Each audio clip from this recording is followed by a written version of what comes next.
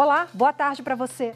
Em 1984, nasceu aqui no Brasil o primeiro bebê fertilizado em laboratório. De lá para cá, a demanda pela reprodução assistida aumentou no país, principalmente casais que recorrem à fertilização in vitro para ter o tão sonhado filho. No Jornal da Justiça de hoje, vamos abordar a legislação que trata do assunto. Esse é apenas um dos destaques de hoje, você vai ver também. O deputado federal Sérgio Souza, do MDB, é alvo de operação da Polícia Federal. O parlamentar é suspeito de participar de um esquema de fraudes em fundos de pensão. Banco Santander vai ter que indenizar grávida por ofensa. Uma gerente disse, diante de todos os participantes, que a subordinada estava assinando um contrato de burrice por ter engravidado. E ainda série Novos Homens, o combate à masculinidade tóxica. Ninguém está aqui para absolver ou dizer que ele não vai ser punido por aquilo, que está certo o ato dele, mas perguntar por que levou à violência.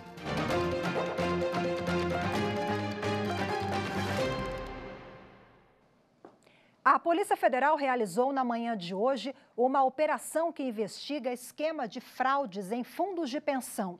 A investigação, autorizada pelo Supremo Tribunal Federal, mira o deputado Sérgio Souza, do MDB do Paraná. Em quem tem os detalhes e conversa com a gente ao vivo agora é o repórter Gabriel Ciafrei. Gabriel, quer dizer que um dos alvos dessa operação foi o relator da CPI dos fundos de pensão na Câmara? Conta pra gente, boa tarde para você. Oi, Rafaela. Boa tarde para você, boa tarde a todos. É isso mesmo, viu? Como você disse, Sérgio Souza, deputado federal pelo Democratas do Paraná. Ele foi o relator da CPI dos fundos de pensão que teve as atividades encerradas na Câmara dos Deputados em 2016. Essa CPI investigou aí a administração e supostas fraudes cometidas nos fundos ligados aos Correios, Banco do Brasil, Caixa Econômica Federal e também a Petrobras. De acordo com as investigações, Sérgio Souza teria recebido pouco mais de 3 milhões de reais para não indiciar e deixar de convidar pessoas a serem ouvidas na CPI, que funcionou na Câmara dos Deputados. Além do parlamentar, também foram alvos desses mandados de busca e apreensão um empresário, um advogado e ex-diretores desses fundos de pensão. Nesta segunda-feira, a Polícia Federal cumpriu 18 mandados judiciais de busca e apreensão em Brasília, São Paulo, Rio de Janeiro e também Curitiba. Todos eles expedidos pelo ministro do STF, Celso de Mello. Além desses mandados de busca e apreensão, o ministro também determinou o bloqueio de bens ligados ao deputado federal. Rafaela, com você. Obrigado pelas informações, Gabriel. E a Comissão de Constituição e Justiça da Assembleia Legislativa do Rio de Janeiro decide hoje, em reunião fechada, se os deputados André Correia, do DEM, Luiz Martins, do PDT e Marcos Vinícius Nescau, do PTB, que estão presos desde 2018, devem ser soltos. A CCJ deve emitir um projeto de resolução detalhando as condições de uma possível soltura. Na semana passada, a ministra Carmen Lúcia, do Supremo Tribunal Federal, determinou que a Assembleia resolva politicamente a questão. A decisão final vai depender da votação no plenário da Alerj, que acontece amanhã. O Tribunal de Justiça da Paraíba aprovou uma reestruturação dos sistemas judiciário do Estado. 15 comarcas serão agregadas a outras unidades judiciárias vizinhas. Por 14 votos a favor e apenas 2 contra, o Pleno do Tribunal de Justiça da Paraíba aprovou projetos de resoluções que prevêem a desinstalação provisória de 15 comarcas do Estado. Trata-se de comarcas que não preenchem os requisitos de funcionamento nos termos da LOGE, Lei de Organização e Divisão Judiciárias da Paraíba. O objetivo da medida é estruturar melhor as unidades ampliadas, gerando uma economia que será revertida em tecnologia e força de trabalho. A gente tem situações do tipo comarcas que não têm demanda, que não têm juiz há muito tempo e que, por exemplo, tinham uma quantidade enorme de oficiais de justiça. E a comarca vizinha, que tem uma demanda explosiva muito grande, sem nenhum oficial. Foi uma decisão bastante discutida, bem amadurecida entre todos os desembargadores, com a sociedade, e traz, neste momento, um novo momento do Poder Judiciário paraibano. Na ocasião, a presidente da Associação dos Magistrados da Paraíba, juíza Aparecida Sarmento Gadelha, Afirmou que, embora a medida seja uma novidade de certo impacto, ela certamente vai oportunizar uma melhor estruturação ao Poder Judiciário Estadual. No sentido de levar para o primeiro grau de jurisdição, que é onde existem as comarcas, onde existem as varas, onde os juízes trabalham, uma melhor estrutura de trabalho para que os processos andem mais rapidamente. Como autor do projeto, o presidente do TJPB, desembargador Márcio Murilo, esclareceu que não se trata de extinção das comarcas, e sim de uma ampliação das mesmas. Essas agregações demonstram que o tribunal quer mudar. O tribunal está coeso, unido, para que a gente preste uma melhor jurisdição. Foi uma opção que teve o tribunal, dentro do seu poder constitucional, de modificar o status quo dos fóruns e me parece, e essa foi meu voto, no sentido de que agiu corretamente. O Tribunal do Júri condenou os 2 últimos do grupo de 6 pichadores envolvidos na morte do dentista Wellington da Silva e na tentativa de homicídio contra o pai dele, Manuel Antônio da Silva. Os crimes foram em agosto de 2016. As vítimas reclamaram da pichação no muro da casa e foram agredidas. Aloísio Pires da Silva foi condenado pelo Tribunal do Júri de São Paulo a 36 anos. E Lucas Rafael de Siqueira Nunes, há 30 anos, os 2 em regime fechado. E no próximo bloco, reprodução assistida. O que fazer com os óvulos fecundados quando um dos pais morre? Esse é assunto para o próximo bloco, não saia daí, eu volto já. Justiça para mim é quando você faz algo de errado e você tem que pagar pelo aquilo que você fez conforme a punição adequada, o que você fez de errado na sociedade.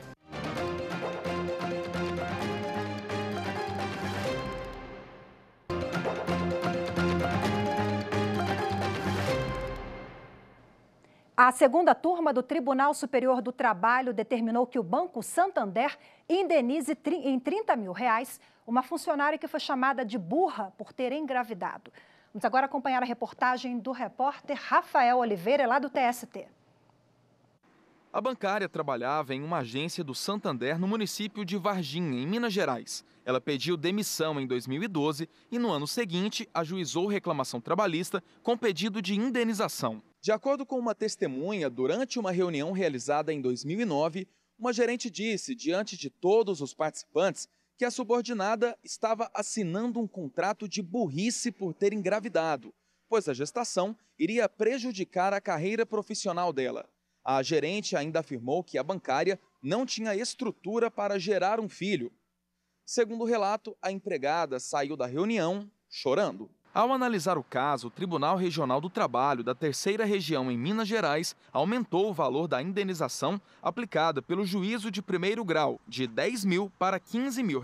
O caso chegou à segunda turma do Tribunal Superior do Trabalho. A relatora do recurso, ministra Maria Helena Malman, destacou que ficou demonstrado que a empregada sofreu abalo psicológico decorrente da atitude da empresa por meio da superior hierárquica. Ainda na avaliação da ministra, a condenação arbitrada pelo TRT não era suficiente para reparar os danos causados e desestimular as irregularidades da empresa e dos prepostos. Assim, a relatora condenou o Santander ao pagamento de indenização por dano moral no valor de R$30 mil. A decisão foi unânime. A inseminação artificial é uma alternativa para muitos casais que não conseguem engravidar e desejam realizar o sonho de ter um filho. Mas e se um dos 2 morrer no decorrer do tratamento? O que pode ser feito? Entenda agora na reportagem de Silvana Monteiro. Gerar um filho de alguém já falecido é possível por meio da medicina reprodutiva, com o uso da técnica de inseminação artificial pós-mortem. O material biológico de uma pessoa ou de um casal pode ser preservado em laboratório por um prazo de 3 anos, como prevê uma resolução do Conselho Federal de Medicina. No caso de um embrião, por exemplo, você tem que colocar no termo de consentimento qual vai ser o destino em caso da morte de um dos parceiros, do falecimento dos 2 parceiros, do divórcio e de uma doença grave. Você só pode criopreservar ou congelar aquele material depois desse documento preenchido e assinado pelo casal, né? Se for o caso de óvulo, obviamente só pela paciente. Se for o caso do sêmen, só pelo paciente. O Brasil não possui uma legislação específica sobre o assunto. O Código de Ética Médica e a Resolução 2168 de 2017 do Conselho Federal de Medicina norteiam essas demandas. Em relação aos direitos sucessórios e de família, há 3 doutrinas não pacificadas no Brasil. A primeira corrente doutrinária não reconhece o embrião como titular de direitos por acreditar que ele ainda não se constitui como uma pessoa e por entender que a vontade expressa em vida pelo genitor acaba após sua morte. A segunda reconhece os direitos de filiação e de família, mas não os sucessórios, a menos que eles tenham sido expressos em um testamento. E, por fim, há um terceiro entendimento. Tem que haver o prévio consentimento durante a coleta do material e tem que haver uma relação entre a mãe e o pai. Casamento, união estável, namoro prolongado, que hoje tem o nome, é namoridos, né? Namoridos. Não pode ser uma pessoa solteira qualquer querendo ter E toda essa inseminação, ela se aplica à homóloga, a que é do falecido, é o sêmen do falecido com o óvulo da mãe. Quando é doação de sêmen, nada disso se aplica. Quando por um erro a clínica deixa de documentar o que deve ser feito após a morte ou há uma divergência entre as famílias sobre considerar a vontade da pessoa falecida, a possibilidade da inseminação pós-mortem deve ser discutida. O CRM não vai determinar o que pode ser feito. Entra, nesse caso, o judiciário. Eles podem procurar o judiciário pode definir. Não, nesse caso, pode ser feito isso, pode se transferir para a esposa, pode, mas o CRM acha que não tem esse poder de definir.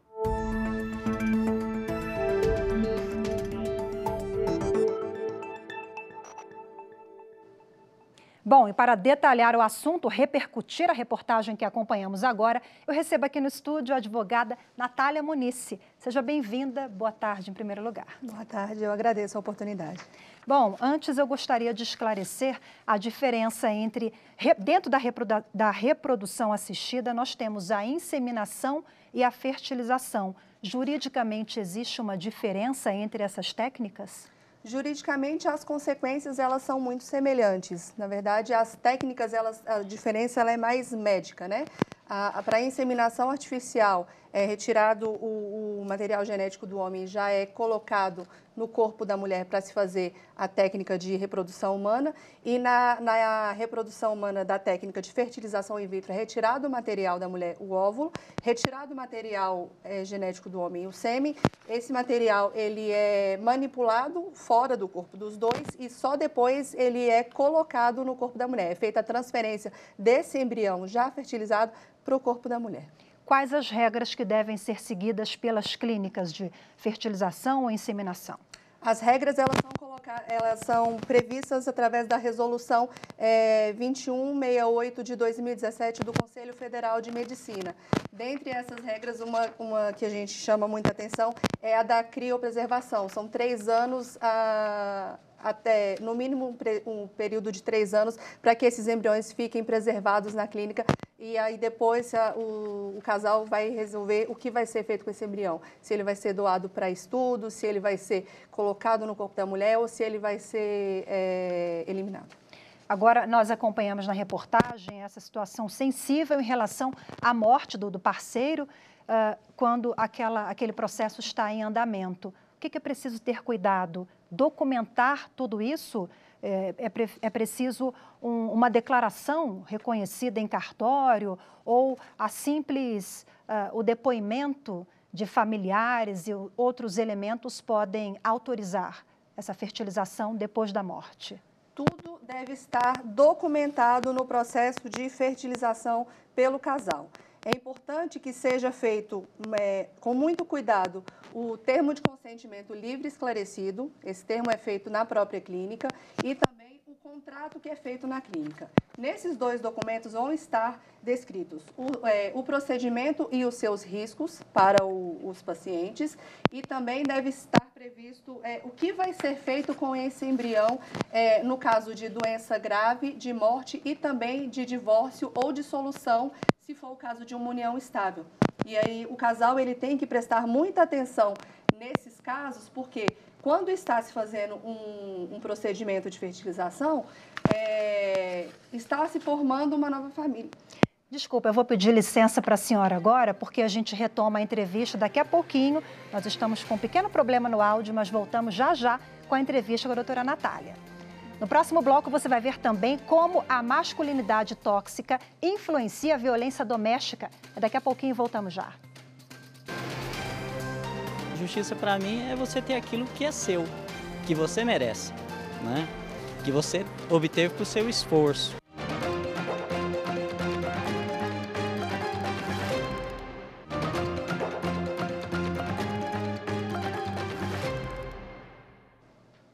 Estamos de volta com o Jornal da Justiça, primeira edição, e vamos retomar a entrevista que finalizamos no primeiro bloco do jornal com a advogada Natália Muniz, em pauta a reprodução assistida e suas consequências jurídicas. Vamos retomar um pouquinho o raciocínio lá do primeiro bloco. A senhora falava sobre as consequências jurídicas em relação a não só o tema sensível à morte, porque a mulher já está fragilizada, né? Exatamente. Mas a gente não pensa no divórcio. Também tem regras específicas do embrião, seria quase uma separação ali, como tem a divisão de bens, tem a divisão do embrião também, doutora? Exatamente. Como eu estava falando, as pessoas elas não pensam necessariamente quando estão fazendo o tratamento no divórcio ou na morte do parceiro, né? Quando estão fazendo o tratamento de reprodução humana assistida, as pessoas estão ali tentando constituir a sua família, ter a sua prole, o nascimento da sua prole, aumentar a família. E tem-se necessariamente que pensar também no caso de divórcio, de dissolução de união estável ou na morte ou doença do parceiro. Por quê? Porque essa situação ela tem que ser colocada no contrato e no termo de consentimento livre informado que vai ser assinado na clínica. Porque são essas as regras que vão ser respeitadas durante essas situações que acontecerão lá na frente. Se não houver nenhum termo assinado ou se não houver contrato, a pessoa vai precisar judicializar. E nem sempre, através de uma judicialização, ela conseguirá utilizar esse embrião. Falando um pouquinho de direito sucessório, o Supremo Tribunal Federal ele reconhece o embrião como um bem. Já no STJ, que é o Superior Tribunal de Justiça, nós temos um entendimento um pouquinho diferente.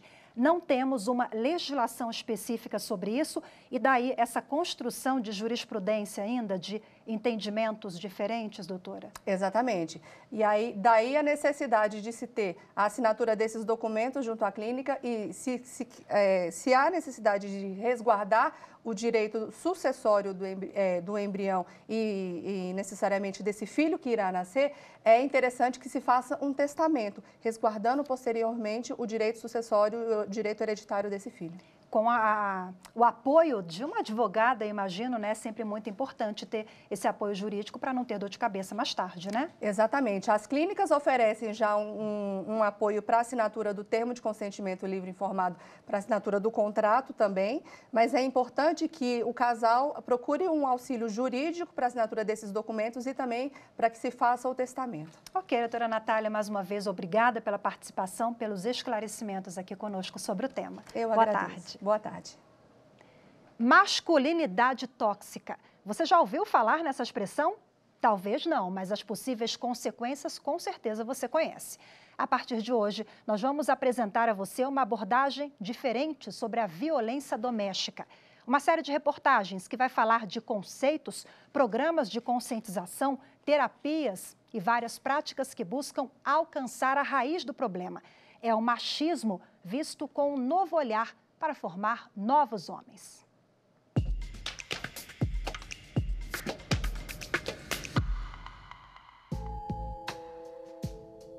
Isso não pode. É de mulherzinha. O homem abraça de longe porque ele tem medo desse contato físico. Com combater o padrão que reprime o comportamento mais sensível do homem, ou, ao menos, oferecer um lugar seguro para que homens possam exteriorizar sentimentos e experiências sem estereótipos. Essa é a proposta do grupo Homens em Conexão, que enxerga no diálogo a possibilidade de combater o machismo e promover a saúde mental dos homens, o que, por exemplo, pode até ajudar na prevenção dos casos de suicídio e feminicídio. Ninguém está aqui para absolver ou dizer que ele não vai ser punido por aquilo, que está certo o ato dele, mas perguntar por que levou à violência. Bernardes avalia que o homem é moldado para ser o provedor, aquele que vai dominar relações e liderar uma família. Para ele, há um padrão de comportamento em que o homem não pode se mostrar vulnerável. Muitas vezes a gente nem assume que está deprimido. Às vezes tem até uma dificuldade, né, de falar, não, eu não posso parecer. Tem uma vergonha aí. O grupo Homens em Conexão, que também aborda temas como o sagrado masculino, percebe que o número de interessados em buscar esse acolhimento está crescendo. Quem já assumiu essa postura, que deixou o machismo de lado e passou a vivenciar a sensibilidade, a se permitir entender e não a se impor em relação ao outro, reconhece que a chance de manifestar um comportamento violento é menor. Quando você exerce o masculino através da cultura, você está exercendo o machismo. Aí, como machista, você não entende, você impõe. Então, transcender isso, né, melhora muito a minha relação com as mulheres. Esta especialista considera importante ter espaços para nomear afetos e compartilhar experiências, mas pondera que é preciso manter a atenção para que o foco do grupo não se limite ao que o homem perde na sociedade sexista. Para ela, é necessário ir além e também debater o papel do homem na opressão exercida. A gente, quando fala de uma epidemia, de uma doença como a dengue, a gente não fica só na população-alvo, a gente fica no vetor. E o vetor dessa violência no nosso país são as masculinidades. Então não adianta só abraçar o que o homem perde no sexismo sem falar do que ele provoca. Ações como essa, que discutem o modo de agir dos homens, parecem dar resultados. Uma pesquisa feita pelo site Papo de Homem, que é parceiro da ONU na promoção da educação igualitária e inclusiva, revelou que 50% das mulheres consideram que os homens estão agindo de maneira menos machista. 65% delas afirmam que eles estão participando cada vez mais na educação dos filhos. Mas, há o que melhorar. O mesmo levantamento indica que 54% das mulheres consideram que eles ainda não entenderam que elas merecem as mesmas oportunidades e direitos que eles. O judiciário se atentou à necessidade de mudar a forma de punir e prevenir o comportamento do homem que sai da esfera civil e entra na criminal. Algumas unidades da federação já contam com grupos de homens que desenvolvem trabalhos psicossociais e são compostos por equipes multidisciplinares. O acesso é por meio do encaminhamento feito por um juiz. Tem dado resultados. Foi agregado ali um conhecimento de coaching, de psicologia, de serviço social, do direito. Então, são múltiplos olhares para esse indivíduo. E ele é trabalhado em grupo porque ele percebe no grupo os demais pares envolvidos em situações assemelhadas à dele. A juíza Fabriciane Zapata destaca que o judiciário tem tomado medidas para garantir mais segurança aos mais vulneráveis do lar de um agressor. A Lei Maria da Penha, por exemplo, revolucionou relações entre homens e mulheres, envolvendo não só o Estado, mas a sociedade civil e organizações não governamentais. O problema da violência doméstica, ele é tão grave, ele é tão imbricado na sociedade brasileira, ele tem raízes históricas tão profundas que se a gente não atuar conjuntamente, todos, e eu digo todos mesmo, a gente não consegue dar uma solução razoável para o problema.